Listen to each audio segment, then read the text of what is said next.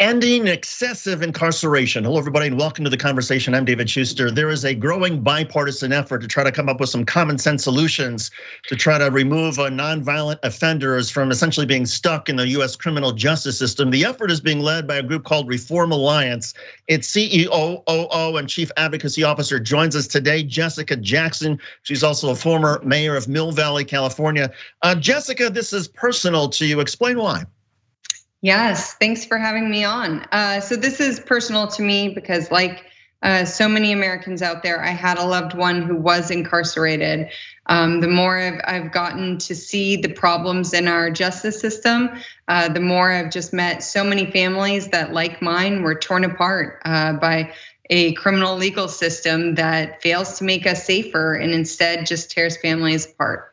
What were some of the things you saw in your particular case?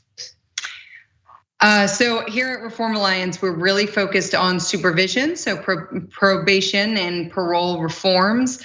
We see so many cases that are just heartbreaking and serve no interest in public safety. Like one man we saw down in Pennsylvania who unfortunately was hit by a drunk driver while he was on probation. He was in the hospital, he was on a coma. He was in a coma, he was unable to report to his probation officer, so he missed their weekly meetings. As a result, his probation was violated and he had to face the very real possibility of going back to prison because he had been unable to make those meetings. We've seen, people who have been incarcerated for missing meetings with probation officers, who've been incarcerated for simply being in the presence of somebody else, a loved one who had a felony as well. People who have left the county to visit a dying grandmother and come home and found out that they were now on their way to having their probation revoked, unfortunately, because they had left the county's jurisdiction. So just so many heartbreaking examples of a system that fails to value any human dignity and also fails to make us safer. And it seems like the parole and probation system itself is complicated. I mean, even for those of us who are not part of it, but trying to understand what are the rules and what are not the rules, and when are there exceptions, it seems very complex. And you would think that, well, there should be an answer for all this. It should be sort of streamlined. It should be more simple. What's the political will out there, both at the state level, maybe the federal level, to try to change this? Well, I think there's great news on that front. So probation was started as a way to help people stabilize who are, they've just been convicted of a crime. Either they've served some time in prison or jail, or they've been allowed to remain in the community. But it was meant to focus to help stabilize people. What it's evolved into is really a trapdoor to failure, where people are being incarcerated for these technical violations I spoke of, or being incarcerated, for failing to comply with a simple condition with a not so simple condition of their probation or parole. What's great about this issue is it's one that has really transcended all the political disruption that's out there. We've been able to pass 16 bills in 10 different states over the course of the last 3 years, introducing probation and parole reforms in red, blue, purple states.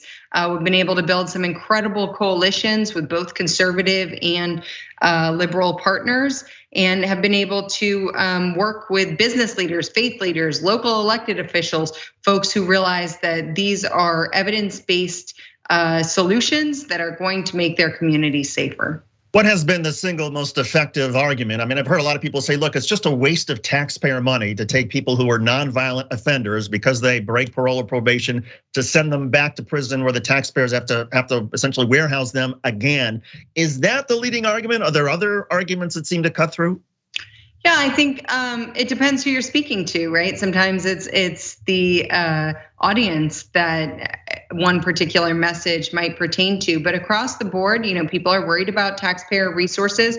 They're worried about their community safety. They don't want to see a whole bunch of money being sunk into something that is not effective in keeping them safe. They'd rather see it go to address the underlying reason why people are committing crimes, whether that's substance abuse or poverty or mental health reasons. And I think the human dignity angle, there are just so many stories out there, and Reform has been working to highlight them, working to elevate the voices of people who've been impacted, as well as their families and their children, and really get those stories out there so that people connect with us on a human level. You mentioned the children and the sort of the human connection in all of this. What sort of impact does it have on children when a parent or a loved one is locked away for a period of time? I mean, it's a huge impact. Imagine not having your mom or your dad there to kiss you goodnight after as you're going to bed, or not having them there to pick you up from school. Unfortunately, about 7% of the children in America are going through that. They have had a family member, a parent who's been incarcerated. You've got millions, 35 million kids who have a parent who has a criminal record. This can lead to extreme collateral consequences. People who have a hard time finding a job because of that conviction many years ago. People who have a hard time finding housing because of that conviction many years ago.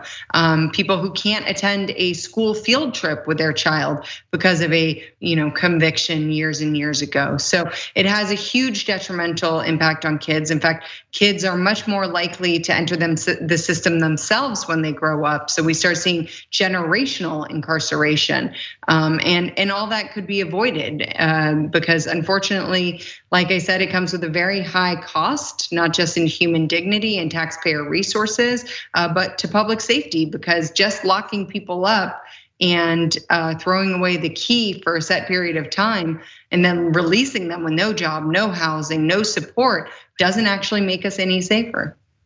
You've been on the front lines of some of these legislative efforts, most notably perhaps the 2018 First Step Act, which was perhaps one of the biggest criminal justice reform bills passed in a long time. What is the key, whether it's at the state or the federal level, in terms of getting the legislation through, connecting with lawmakers and getting them to say, hey, this is something we need to do? Yeah, I think first and foremost, the formerly incarcerated or formerly supervised community is essential. Being able to elevate their voices, get those stories out there. They're just so heartbreaking, and they really open up legislators' hearts to what's going on. I think second, our bipartisan coalitions, it's just key. You see, we've worked on reforms across multiple administrations, both state and federal level, even local reforms. And the key to doing so is to pull together a big group of bipartisan members and unlikely stakeholders like the business community, and have everybody pushing for the reforms. So we've had huge success in a time when politics are very, very difficult, as we're seeing, even as recent as with the House Speaker fight. But we've been able to get some real reforms done and change some real lives. And I understand it's not just, of course, about legislation and whatnot. The Reform Alliance has had some events for kids. I noticed just one in Philadelphia with sponsorships from professional sports teams. Yeah, that's absolutely one of my favorite parts of the year, is getting to meet with the kids. I was part of the Brooklyn Nets event that happened with our board member Clara Wusai and board member Meek Mill, as well as Lala Anthony, who came out. It was a bunch of about 21 moms and their kids. All the moms had been justice impacted, had been incarcerated. And it just was so great to watch these kids. They came running through the gift store, and they were picking out jerseys and putting their own names on the jerseys. They were watching the players practice. They, got to go down and sit by the court, and then they got to watch the game and have a dinner and meet Meek and meet Michael Rubin and meet Clara Wusai. So it's really one of the most special parts of what we do. And these are families that I would imagine have been through the ringer, who have been through a lot of heartache, and so to have something so positive and essentially maybe takes away part of the stigma that maybe they had been feeling. Absolutely, and I think it gives them a reason to be hopeful, especially around the holidays. It puts a smile on their face. For people who want to help out on their own, just concerned community members, citizens who feel like, yeah, we need to do something about excessive incarceration. We need to figure out how to change and simplify probation and make exceptions for people who have to be in the hospital or visit a sick relative. What can they do? Yeah, so first and foremost, you need to follow Reform Alliance on social media. You need to go to reformalliance.com and sign up to be a reformer so you can keep in touch with our efforts and help us change these laws.